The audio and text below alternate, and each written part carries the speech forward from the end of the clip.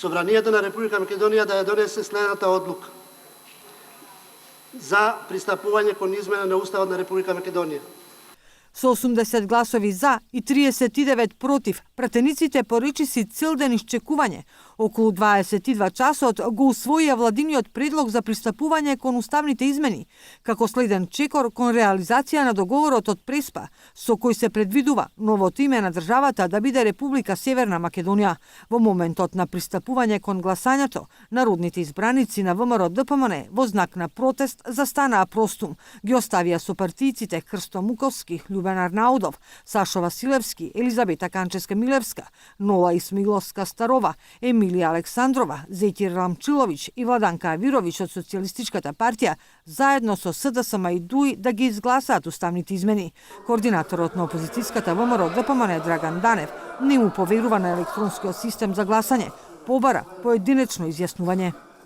Знаејќи дека во минатото во голем број случаеви електрониката затајувала, јас навистина би ве замолил да не се доведеме во една таква ситуација во овој момент или на ова гласање, битно за граѓаните на Република Македонија, за пратениците кои ќе гласаат, да ова гласање биде поименично.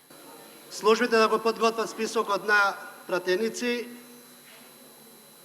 вратите да се заклучат за влез и излез, да не може да се влезе, да се излезе, дори се врши поединечно изјаснување.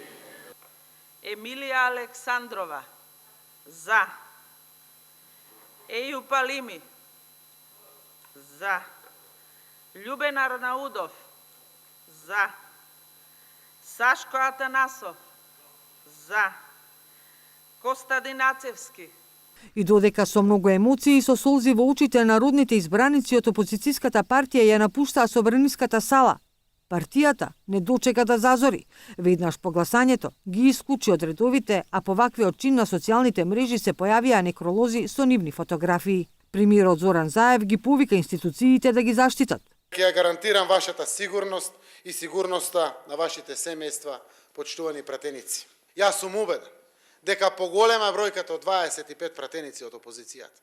И убеден сум дека ќе се приклучат. Зошто?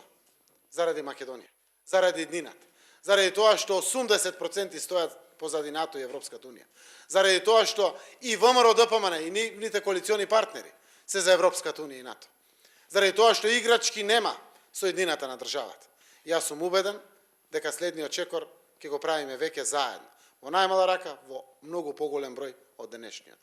А како течеше собранискиот ден, многу брифинзи, информации, пресконференции, меѓусебни обвинувања за притисоци и подкуп. ВМРО-ДПМН побара јавниот обвинител да действува по допрен глас. На еден пратеник му се понудени 1 милион евра за да гласа за договорот. Истите се одбиени. На друг пратеник му се понудени 2 милиони евра. На трет 250.000 евра. Од СДСМ пак најавија тужби за клевети. Тврдеа дека седницата не може да започне поради тоа што опозицијските пратеници биле под силен притисок од своите сопартици од ВМРО-ДПМН.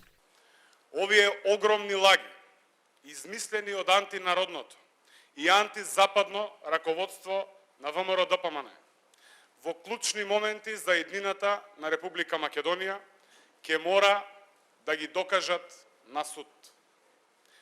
Ваквото однесување на Христијан Мицковски и антинародното и антизападно раководство на ВМРО-ДПМН ги помина сите граници. По изгласувањето на првата фаза, потребата за уставните измени, наред е утврдување нацрт амандмани на измените, за кои треба да се гласа во рок од 80 до 100 дена. За усвојувањето на амандманите потребно е просто мнозинство. Откако ќе бидат усвоени, повторно ќе се гласа за уставните измени, за што ќе биде потребно двотретинско мнозинство.